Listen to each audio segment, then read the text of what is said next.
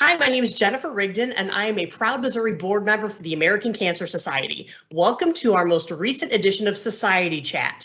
And today I am delighted to welcome Dr. Michael Kinch, who is the Associate Vice Chancellor at Washington University, Director of the Center for Research, Innovation, and Biotechnology, and a Professor of Biochemistry and Molecular Biophysics. That is a mouthful, Dr. Kinch.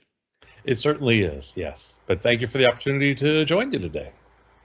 Well, thank you so much. We're delighted that you're here. And I really want to talk about something very important, which is the HPV vaccine. And we know that the HPV vaccine is cancer prevention. And my first question is really, who's at risk of HPV cancers? Pretty much everyone is at risk of an HPV cancer. And the reason for that is that while some people think of it as a sexually transmitted disease, it's actually a bit more than that. The virus can live from basically the mid-thigh to just below the belt line.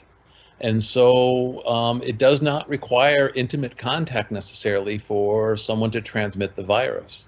And as a matter of fact, I remember hearing of a study a number of years ago which indicated by the time that, for example, a person is about 20 years old, they've already been exposed to 3 or 4 different viruses.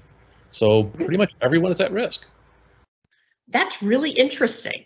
I also understand that not only are people at risk for HPV cancers, but that some cancers are actually a direct link to HPV, and it can be things like throat cancers or other cancers that are a direct link to that type of virus. Absolutely. A lot of head and neck cancers, a lot of, as I think, well-known cervical cancer, rectal and anal cancers.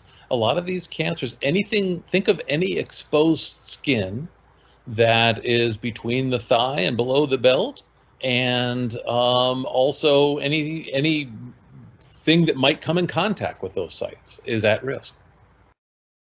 That's really interesting, and I think more than most people think of when they think of HPV. So why is it so important for our children to get the vaccine during their adolescent years? And I will throw in here that I've had both of my children vaccinated. My doctor recommended it, ACS recommends it. I think it's very important. But why is it most important to do it during the adolescent years? So we know that the virus will initiate the cancer. It will start the whole process. But once the cancer has arisen, or at least once it's reached a point where it's now kind of committed to becoming a cancer, it may not require the HPV any longer. So you really want to prevent that cancer by having a protection against the virus so that it can never take hold. Once it takes hold for some period of time, it might be too late, because the damage that is done might end up resulting in the cancer.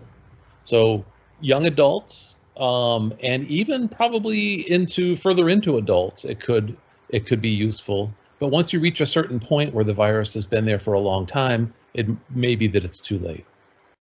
So I know we're talking about why it's important for adolescents to have the vaccine. Have they extended the parameters for the age groups now?